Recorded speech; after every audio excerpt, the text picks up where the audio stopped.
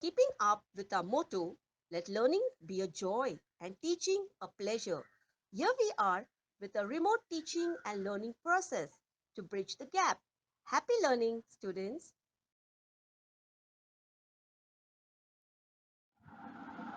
A very warm welcome to all the students of Thakur Vidya Mandir High School and Junior College. Hello students, how are you? Hope you all are very safe and in good health. Now join me to learn something new today in EVS lesson of Standard 5th. Now tell me, what are our basic needs? Yes, our basic needs are food, clothing and shelter. Today we will be learning about how and from where do we get one of these basic needs, which is the most important of all and without which we all cannot survive. So today's topic is food for all. Let me ask you a few questions. Which vegetables and fruits do we get around this time? Second question, which parts of plants do we use as food? Yes, we eat mangoes, grapes, corn, watermelon, peas, beans, etc. during this season. And the different parts of plant that we use as food are seeds, roots, stem, leaves, flowers and fruits. Means we eat all the different parts of the plants in the form of fruits and vegetables. Like as seeds, we eat peas, groundnuts, mustard, roots, beetroot, radish, carrot, stem. We eat ginger, potato, they are the stem of the plant. Leaves, like we eat all different leafy vegetables, spinach, cabbage. Flower, we eat cauliflower, pumpkin and different other flowers in the form of fruits and vegetables. Fruits, different fruits like apple, tomato, etc. So now we know that we get food from plants, and to get this food, as you can see in the picture, we sow grains in the field and plant fruit trees in orchards. Do you know? About 60% of the land of our country is in use for agriculture. Agricultural seasons. As we have different seasons like summer season, rainy season, winter season, similarly, for agriculture too, we have different seasons such as Kharif season and Rabi season. Kharif season. From June to October is called the Kharif season. In this season, the crops are watered mainly by the rain. For example, rice, cotton, maize, groundnut are Kharif crops. Rabi season. The season from October to March is called Rabi season. In this season, rainwater that has soaked into the soil, the retreating monsoon and dew drops are the sources of water for the crop. For example, peas, wheat, gram, barley are the different Rabi crops.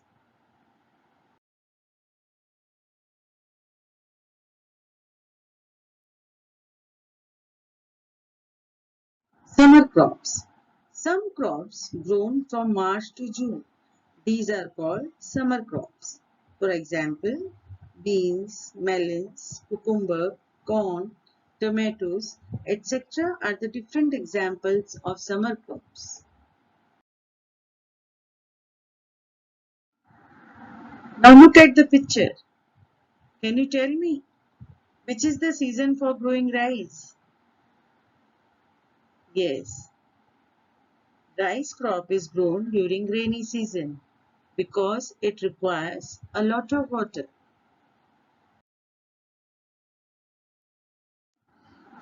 Agricultural work. Do you know how difficult is the life of a farmer and what he wishes every day? Every farmer wishes to get a good harvest because a good harvest means good income. So now what all are the requirements for a good harvest? Good harvest would need a fertile land, good quality seeds, fertilizers, and availability of water.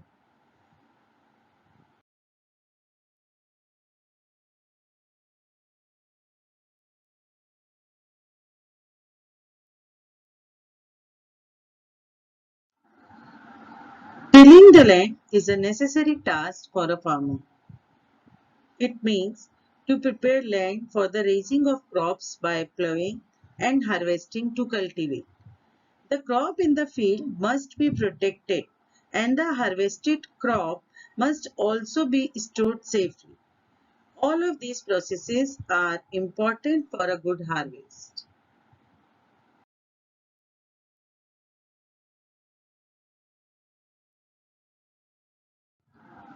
There are different ways in which agriculture is carried out. First is the traditional way of agriculture. In the traditional methods of agriculture, plowing, tilling, etc. were done with the help of oxen. A mott. Mott means a huge leather bag driven with the help of oxen was to use to draw water from the well.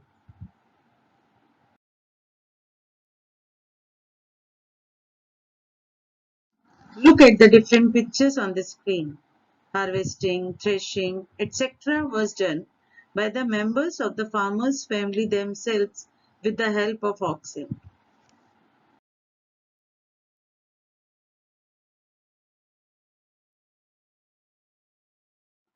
Now farmers carry out all these tasks with the help of different machines.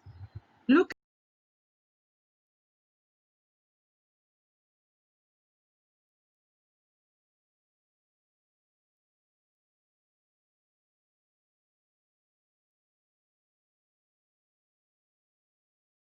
improved methods of agriculture. We have just learned about different traditional methods, but the population of our country is increasing day by day, and still the needs of all the people are being met. This has been possible only because of modern methods of agriculture. There are different improved methods of agriculture. They are as follows. Number one, improved seeds. Two, modern methods of irrigation. Third, use of fertilizers. Fourth, protection of crops and storage of grains.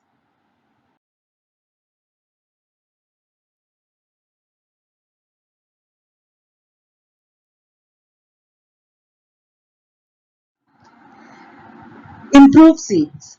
Earlier, the seeds of one harvest were preserved for sowing in the next season, and those seeds did not have a high yield. But nowadays, improved seeds are developed through research.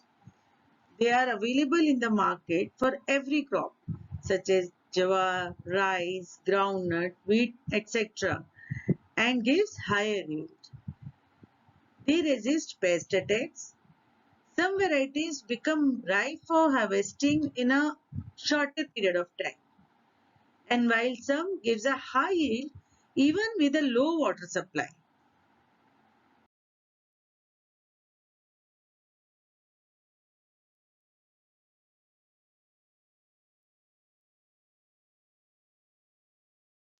Next is irrigation. We know that all plants need water. Crops grow well if they water at the right time. Water from river, lakes and wells is used for irrigation in addition to rainwater. Greater quantities of water are stored by building dams and bunds on the river to obstruct the flow of water downstream. And this also helps to raise the level of groundwater.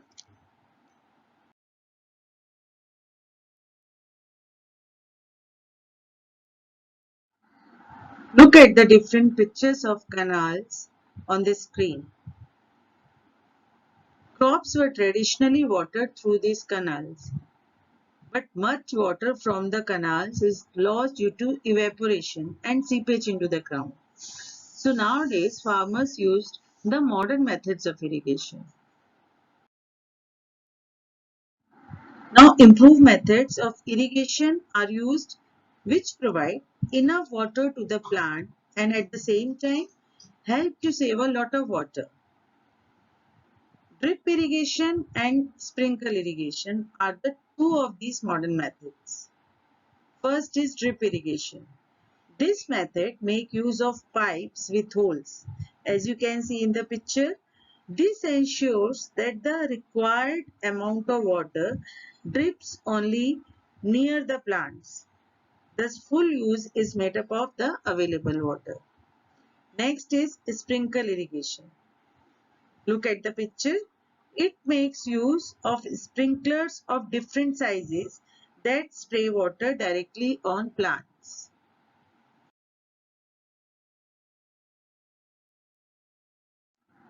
Here also on the screen, you can look at the different pictures of drip irrigation and sprinkle irrigation.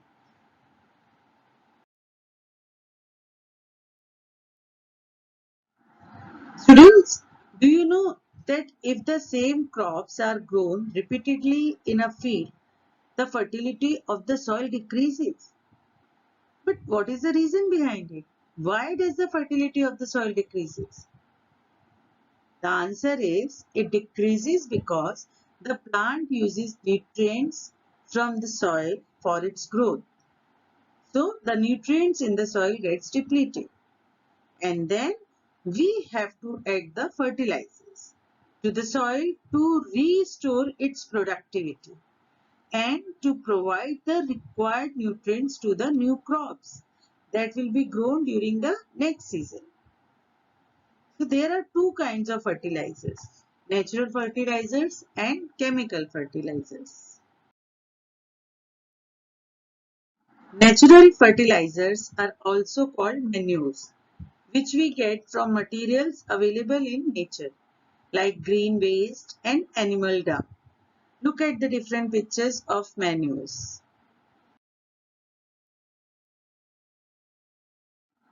Chemical or artificial fertilizers. These fertilizers are the mixture of different chemical substances in specific proportion and they are useful for agriculture to give higher yield. In traditional agriculture, organic manures such as compost were used.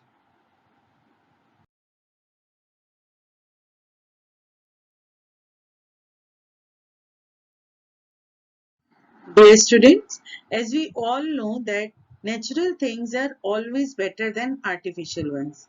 Similarly, manures are better than these chemical or artificial fertilizers because we are getting the manures from nature.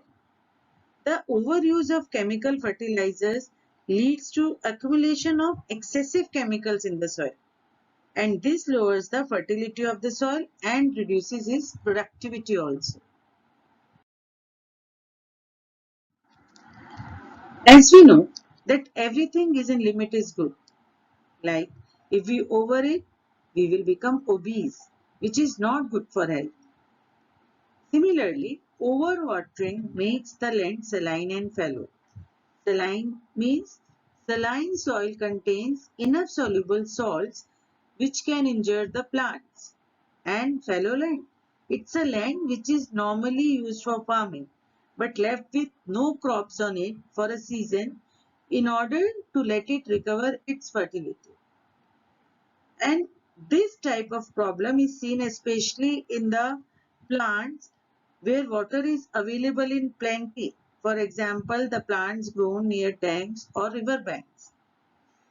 And if land becomes saline and fallow, it has to test it to find out which substance it lacks so that the fertility can be restored by adding those substances. But it is a costly and time consuming procedure. Therefore, it is better to avoid excessive use of fertilizers and water.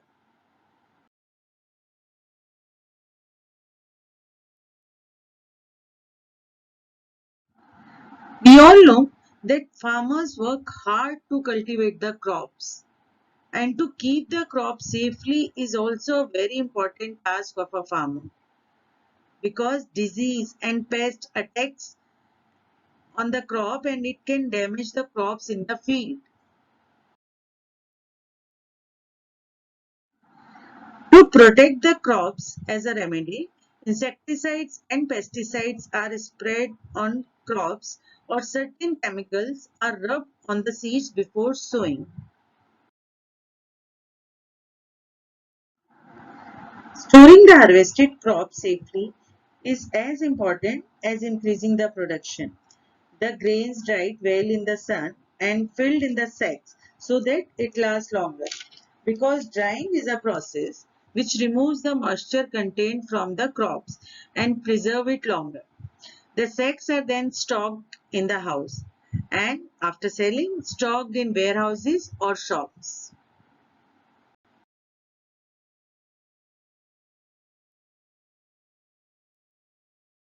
After storage also there is a problem. The stored grain can get damaged in two ways. Like mice, rats, insects, they can spoil the grains to a great extent. And also if the grain is stored in a closed and damp place, it catches fungus and it becomes unfit for eating. How to prevent crops from such damage? For this, chemicals are sprayed in the place of storage or all around it. There is another method also. Neem leaves are mixed with the grains and some protective chemicals are also mixed with the grains and their smell repels the insects. Storage places are always kept dry and airy to protect fungus formation. Now students, use your brain power to find out the answer of this question. What is the advantage of storing grains in wattle and dob baskets? Find out the answer. We will discuss this answer in the next part of this lesson.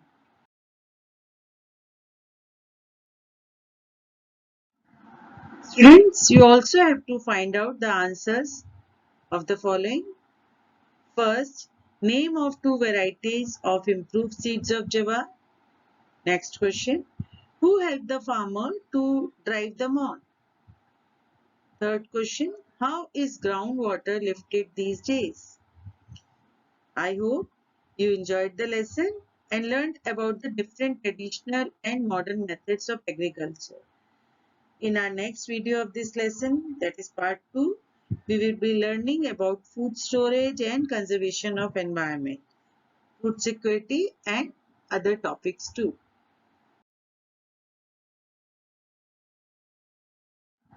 Students, keep learning something new every day.